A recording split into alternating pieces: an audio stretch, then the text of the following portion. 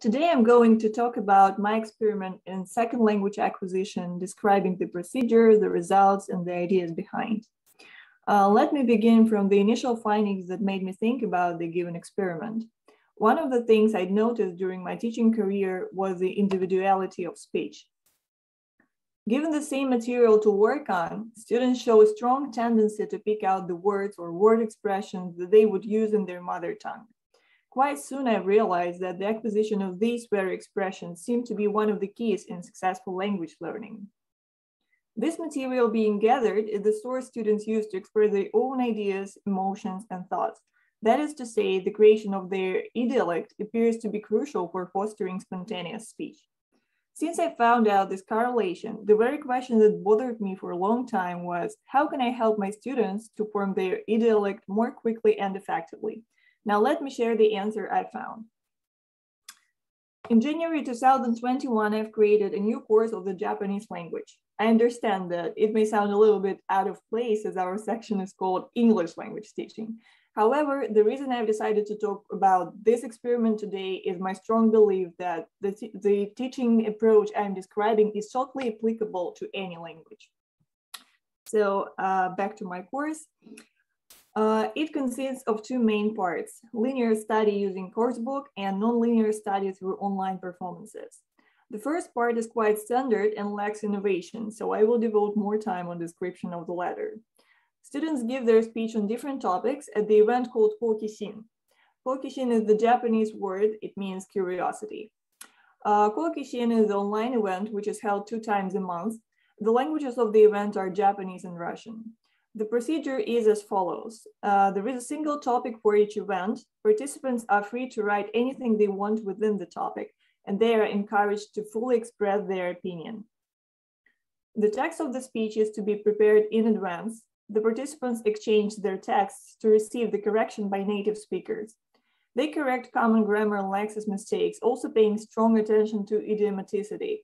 Native speakers are allowed to suggest a better wording to express the idea, considering 3 perspectives: sociolinguistic, ethnolinguistic, and psycholinguistic.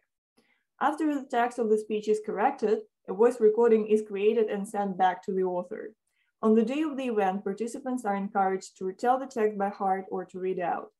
The total time for each speaker is 10 minutes. It includes retelling and answering questions of the audience that were not prepared in advance. The questions time can be called the moment of truth, as it reveals the key issue of the hypothesis I wanted to test. The material gathered for the speech is usually enough to answer virtually any question within the studied topic. The reason for it may be the intrinsic limitedness of any area of interest. Of course, we can always go into detail, expanding the information on the subject to an unlimited degree. However, my point is that the tangible expansion of our knowledge almost never takes place unless it is the area of our profession or beloved leisure activity. Apart from this, we know what we know, and we want to be able to talk about that. This view suggests a model of language learning which is opposed to step-by-step getting from point A to point B approach. If I may use a metaphor here, this process is more similar to mapping in geography. When we create a map, we cover the target area to the degree we need. I guess that quite the same unconscious language mapping takes place when we are exposed to our target language. Therefore, my next hypothesis is that language fluency is interrelated with successful language mapping. As it will take another several years to test the given hypothesis, that's all for today. Thank you for your kind attention.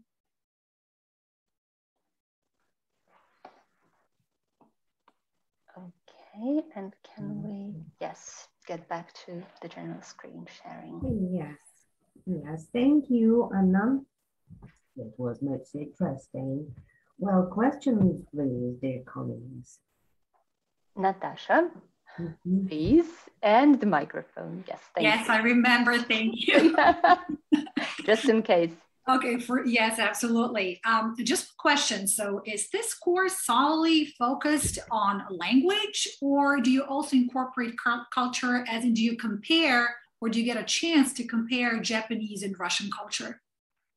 It is a very interesting question, yes. Well, the cultural difference is huge in Russian and Japanese culture. So we pay strong attention to this difference. I guess the difference is even bigger than if we compare the Russian culture and the British culture, for example.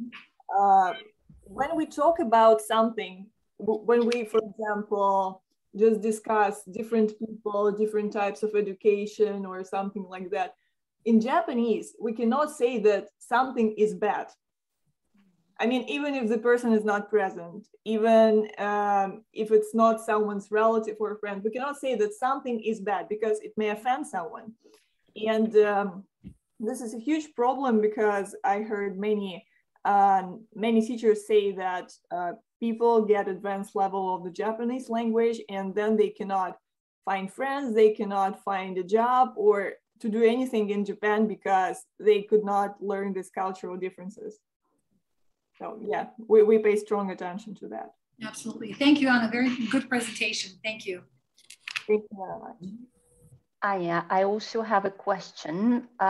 When I was reading the notes on one of your slides, it ran as follows: a voice recording is created and sent back to the author. Who exactly records this text? If it is not the author herself or himself, is it a teacher who does it? The native speaker. The native speaker. Yes, Mm-hmm. So we have a kind of collaboration with Japanese students, and well, they behave as they were teachers, actually, as if they were teachers.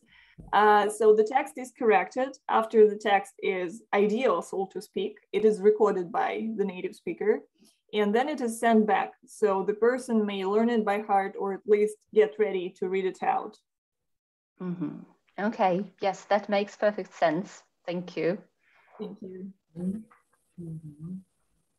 And perhaps just one more quick question. Have you already started implementing this approach when it comes to teaching English, or perhaps partly putting it into practice? Oh, of course I use it partly, but the problem is that I don't know Americans or probably British people that would like to participate in such an event. So the problem is this, right? But of course, I try to use it even in my individual classes or group classes because I think it is very important for a student to find the words that he needs to IDIOLECT first. Mm-hmm. All right, thank you. Thank you.